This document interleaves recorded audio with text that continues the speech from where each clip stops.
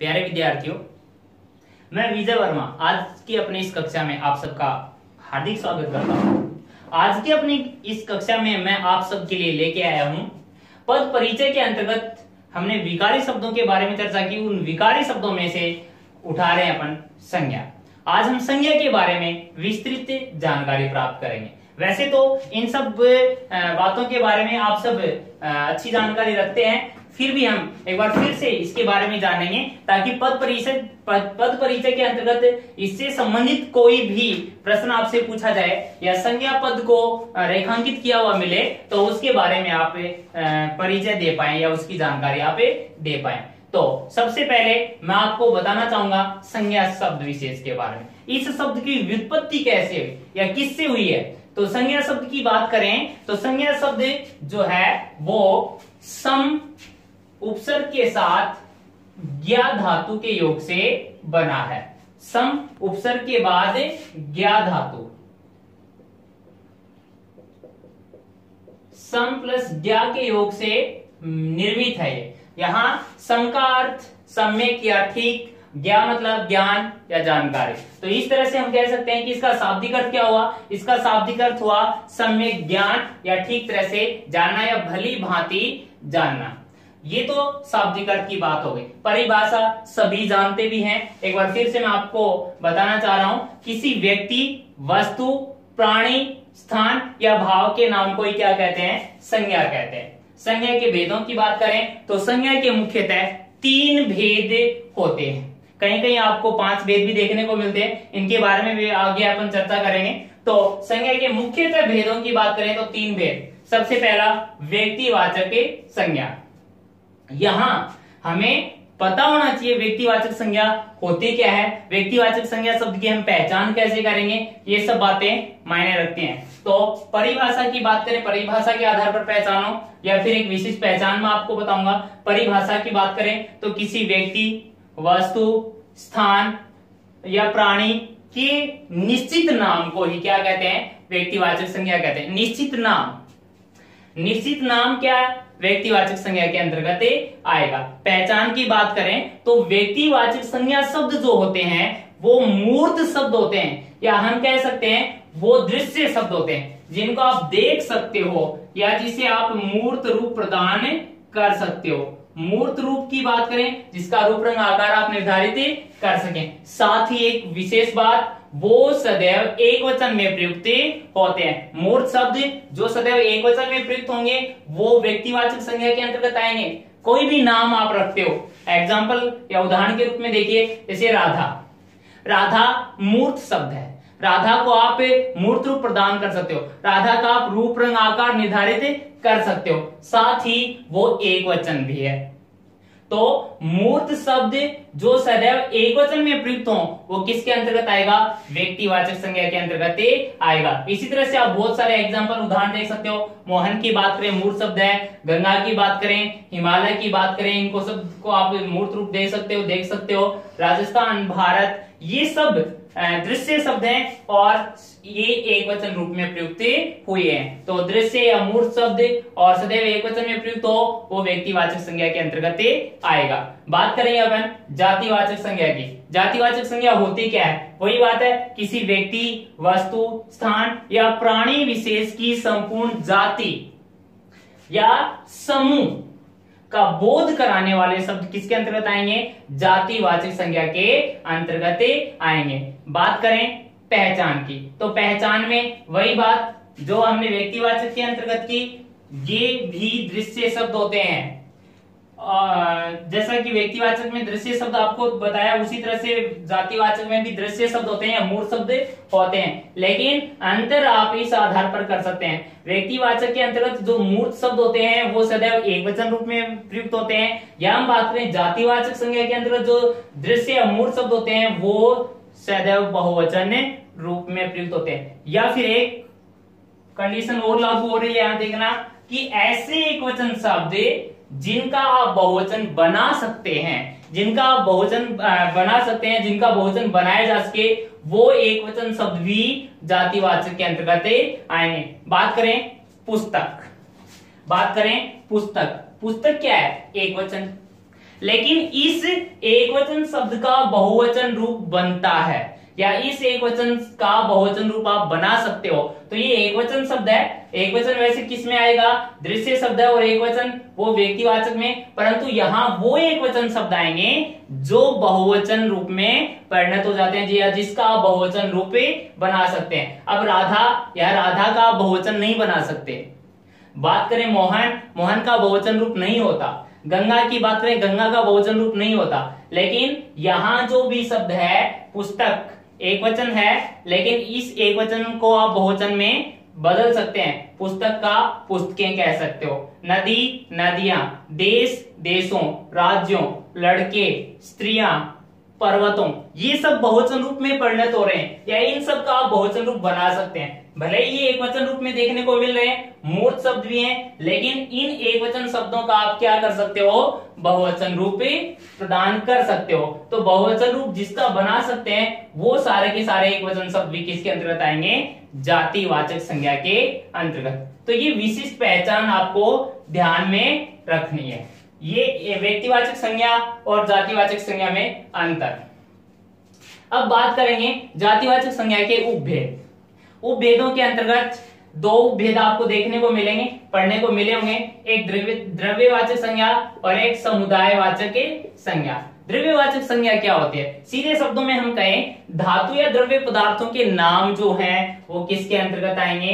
द्रव्यवाचक संज्ञा के अंतर्गत रख सकते हो। समुदायवाचक की बात करें, समूह, दल या संगठन विशेष का नाम, वो किसके अंतर्गत आएगा? समुदायवाचक संज्ञा के अंतर्गत आएगा। उदाहरण के रूप में देखिए, सोना धातु के अंतर्गत आ रहा है, चांदी, घी, तेल द्रव्य पदार्थ है, तांबा धातु, पानी, दूध, ये सब द्रव्य पदार्थ धातु या द्रव्य पदार्थ हैं, वो द्रव्यवाचक संज्ञा की पहचान कराते हैं। यहां बात करें समुदायवाचक संज्ञा के अंतर्गत, देखिए कोई भी समूह, दल, संगठन आदि का नाम, और वो जैसे कि उदाहरण के रूप में भीड़ समूह को इंगित करती है, सेना ये भी समूह बनाती है, पुलिस की बात करें, सभा, समिति, गुच्छा, सम्मेलन, ये सब समुदायवाचक संज्ञा के उदाहरण हैं। अब एक विशेष बात, अगर इनमें से किसी भी पद को रेखांकित किया हुआ मिले, पद परिचय के अंतर्गत पूछा जाए, तो वहां हमें वचन की बात की जाए, वचन बताना पड़े, तो एक विशेष बात, द्रव्यवाचक संज्ञा और समुदायवाचक संज्ञा शब्द जो हैं वो सदैव एक वचन रूप में शामिल होते हैं। एक वचन रूप में शामिल, क्योंकि धातु या द्रव्य पदार्थ जो हैं उनको आप गिन नहीं सकते, उनको गिना नहीं जा सकता, वो अगणनीय हैं, इसलिए हम इनको एक वचन में शामिल करते हैं। और समुदायवाचक के अंतर्गत समूह विशेष जो है वो भी एक वचन के अंतर्गत आएगा। तो ये बात जरूर ध्यान रखना, अगर समुदायवाचक संज्ञा शब्द यानी समूह को अंडरलाइन कर दिया जाए, रेखांकित कर दिया जाए, और वचन की बात करें तो समूह में एक वचन, दल की बात करो या भीड़ की बात करो, सेना, पुलिस, सभा, समिति, ये सब एक वचन के अंतर्गत आएंगे। सोना, चांदी, घी, इनको गिना नहीं जा सकता, तो ये भी एक वचन के अंतर्गत आएंगे। बात करेंगे तीसरा संज्ञा का भेद, भाववाचक के संज्ञा। जो शब्द गुण, दोष, भाव या अवस्था का बोध कराते हैं वो भाववाचक के संज्ञा के अंतर्गत आते हैं। ये परिभाषा की बात करें, अब पहचान की बात करें, पहचान के अंतर्गत अदृश्य या अमूर्त शब्द, जैसा कि व्यक्तिवाचक संज्ञा की पहचान के अंतर्गत हमने दृश्य अमूर्त शब्दों को शामिल किया, लेकिन वो सदैव एक वचन में प्रयुक्त होते हैं। जातिवाचक संज्ञा के अंतर्गत भी हमने दृश्य अमूर्त शब्दों को शामिल किया, लेकिन वो बहुवचन रूप में प्रयुक्त होते हैं, या फिर कोई एक वचन शब्द आता भी है तो उस एक वचन का बहुवचन बनाया जा सकता है। वो सारे के सारे शब्द किस में आएंगे? जातिवाचक संज्ञा के अंतर्गत। यहाँ भाववाचक के अंतर्गत बात करें तो दृश्य नहीं अदृश्य शब्द आते हैं, मूर्त नहीं अमूर्त शब्द आते हैं। तो ये दोनों से अलग हो गई, तो ये इसकी विशिष्ट पहचान कि अदृश्य या अमूर्त शब्द जो होते हैं वो भाववाचक संज्ञा के अंतर्गत आते हैं। जैसे बात करें भलाई का कोई रूप रंग आकार नहीं होता, इसको आप मूर्त रूप प्रदान नहीं कर सकते। ये भाव है, शत्रुता, ममत्व, वीरता, बुढ़ापा, चोरी, सौंदर्य, गंदगी, भूख, थकावट, खेल, हार, जीत, दया, करुणा, चिंता, सुख, दुख, यानी ये सारे के सारे अमूर्त शब्द हैं। सीधे शब्दों में जो भी अमूर्त शब्द है वो भाववाचक संज्ञा के अंतर्गत आता है। इससे पहले हमने व्यक्तिवाचक, जातिवाचक और भाववाचक संज्ञा के बारे में जान लिया। अब संज्ञा के विविध प्रयोगों की बात करें तो कहाँ व्यक्तिवाचक संज्ञा शब्द जो है वो जातिवाचक संज्ञा के अंतर्गत शामिल कर दिया जाता है, कहाँ भाववाचक संज्ञा शब्द जातिवाचक संज्ञा के अंतर्गत आएगा। ये कुछ विशेष नियम बनाए हमने, ये विशिष्ट नियम ध्यान देने योग्य है। तो पहला जो नियम है वो क्या कहता है कि जब कोई व्यक्तिवाचक संज्ञा शब्द बहुवचन रूप में प्रयुक्त होता है, जब किसी व्यक्तिवाचक संज्ञा शब्द का बहुवचन रूप में प्रयोग करते हैं तो वहां वो व्यक्तिवाचक संज्ञा के अंतर्गत न आकर के वो व्यक्तिवाचक संज्ञा जातिवाचक संज्ञा के अंतर्गत शामिल होगा। तो कैसे समझिए उदाहरण से, आज भी समाज में हरिश्चंद्रों की कमी नहीं है। ये है रेखांकित पद आपको देखने को मिला। हरिश्चंद्र किसी व्यक्ति विशेष का नाम, इससे पहले मैंने आपको अवगत कराया कि व्यक्ति विशेष का नाम है वो व्यक्तिवाचक संज्ञा होता है, परंतु यहां इस नियम के अंतर्गत आपको ये बात ध्यान रखनी है कि ये नाम है, नाम व्यक्तिवाचक संज्ञा, परंतु यहाँ ये जो नाम है इसका हमने बहुवचन रूप में प्रयोग कर दिया। हरिश्चंद्र न रख करके हरिश्चंद्रों, तो ये बहुवचन रूप में प्रयुक्त हो गया। जैसे ही ये एकवचन से बहुवचन रूप में प्रयुक्त हो गया तो फिर वो व्यक्तिवाचक संज्ञा न रह करके वो जातिवाचक संज्ञा के अंतर्गत आएगा। तो बात करें, आज भी समाज में हरिश्चंद्रों की कमी नहीं है, इसका मतलब हरिश्चंद्र नाम होते हुए व्यक्तिवाचक संज्ञा है। व्यक्तिवाचक संज्ञा का बहुवचन रूप हमें यहाँ देखने को मिला, तो जैसे ही वो बहुवचन रूप में प्रयुक्त हुआ वो जातिवाचक संज्ञा के अंतर्गत शामिल हो गया। तो इसी तरह से आगे देखो, जयचंदों से सावधान रहो। जयचंद, जयचंद व्यक्ति विशेष का नाम, व्यक्तिवाचक संज्ञा, परंतु इस व्यक्तिवाचक संज्ञा शब्द का बहुवचन रूप यहाँ देखने को मिला, तो ये व्यक्तिवाचक संज्ञा के अंतर्गत न आकर के ये जातिवाचक संज्ञा के अंतर्गत आएगा। बात करें, विभीषणों ने देश को नुकसान पहुंचाया। विभीषण, विभीषण एक व्यक्ति विशेष का नाम, व्यक्ति विशेष का नाम व्यक्तिवाचक संज्ञा, परंतु यहाँ वो बहुवचन रूप में प्रयुक्त हो गया, तो ये किस में आ गया, जातिवाचक संज्ञा के अंतर्गत आएगा। तो ये एक विशेष नियम। दूसरा नियम, कब भाववाचक संज्ञा शब्द जातिवाचक संज्ञा के अंतर्गत शामिल किया जाता है। भाववाचक संज्ञा शब्द जब बहुवचन रूप में प्रयुक्त होता है, कोई भी भाववाचक संज्ञा शब्द जब भाववाचक संज्ञा शब्द का हम बहुवचन रूप में प्रयोग करते हैं तो वो भाववाचक संज्ञा न रह करके वो भाववाचक संज्ञा जातिवाचक संज्ञा में परिवर्तित हो जाता है। तो सीधे शब्दों में आपको एक ही बात समझनी कि भाववाचक संज्ञा शब्द अगर बहुवचन रूप में देखने को मिल रहा है तो वहां वो भाववाचक न रह करके वो जातिवाचक संज्ञा के अंतर्गत आएगा। देखिए कुछ भाववाचक संज्ञा के उदाहरण आपके सामने रखना। जवानी भाववाचक संज्ञा, भाववाचक संज्ञा जो शब्द है इसका हमने बहुवचन बना दिया, जवानी, जवानियां। इसी तरह से बात करें कुर्बानी का बहुवचन रूप कुर्बानियां। बात करें बलिदान, बलिदान भाववाचक संज्ञा है, इसका बहुवचन रूप बलिदानों। आदत, आदतें। बुराई, बुराइयां। तो आप यहां देखिए इधर जो है ये भाववाचक संज्ञा शब्द है, भाव को इंगित करते हैं। सीधे शब्दों में हम कहें जवानी, कुर्बानी, बलिदान, आदत, बुराई, ये अमूर्त शब्द हैं।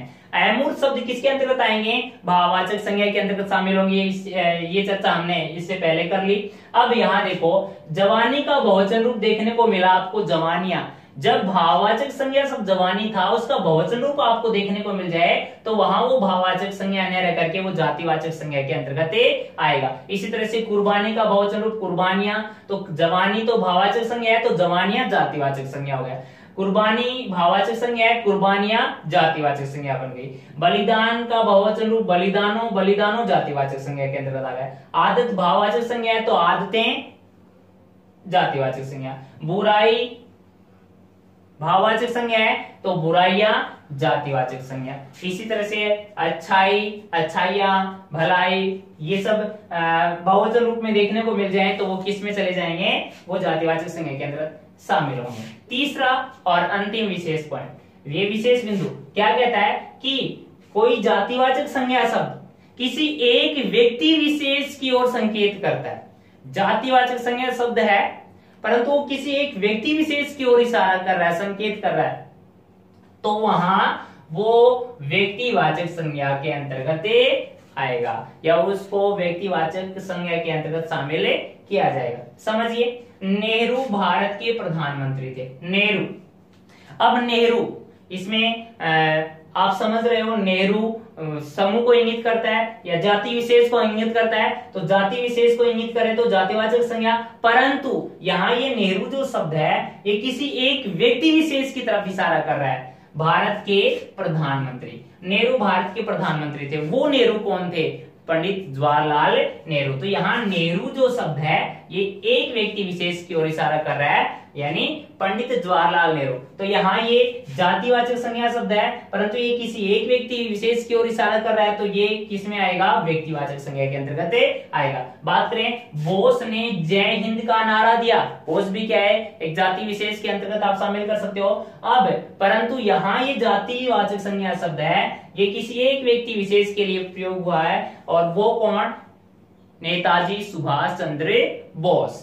तो यहाँ बोस जातिवाचक संज्ञा शब्द है परंतु ये एक व्यक्ति विशेष नेताजी सुभाष चंद्र बोस के लिए आया, सुभाष चंद्र बोस के लिए आया, तो ये किस में आएगा? व्यक्तिवाचक संज्ञा के अंतर्गत आया। भारत के लोग बापू का सम्मान करते हैं। बापू क्या है? जातिवाचक संज्ञा है, परंतु यहाँ ये बापू किसकी ओर इशारा कर रहा है? यहाँ ये महात्मा गांधी की तरफ इशारा कर रहा है। तो जातिवाचक संज्ञा होते हुए भी ये बापू यहाँ किस में आएगा? व्यक्तिवाचक संज्ञा के अंतर्गत आएगा। नेताजी ने तुम मुझे खून दो मैं तुम्हें आजादी दूंगा नारा दिया। तो नेताजी, नेताजी बहुत सारे यानी जाति विशेष को इंगित करता है, परंतु यहाँ ये वही बात करें सुभाष चंद्र बोस की ओर इशारा कर रहा है, तो ये भी किसके अंतर्गत आएगा? जातिवाचक संज्ञा होते हुए भी ये किस में शामिल की जाएगी? व्यक्तिवाचक संज्ञा के अंतर्गत शामिल की जाए। तो ये था संज्ञा के बारे में सामान्य जानकारी। अगली क्लास में हम संज्ञा पद परिचय के बारे में जानेंगे। संज्ञा के बारे में आपने जान लिया, अब संज्ञा से संबंधित कोई भी पद रेखांकित किया हुआ मिले तो उसका व्याकरण के बारे में पूरा परिचय आप देंगे, तो किस तरह से अब हमें कोई दिक्कत नहीं आएगी, आसानी रहेगी। तो मिलते हैं अगली क्लास में। धन्यवाद।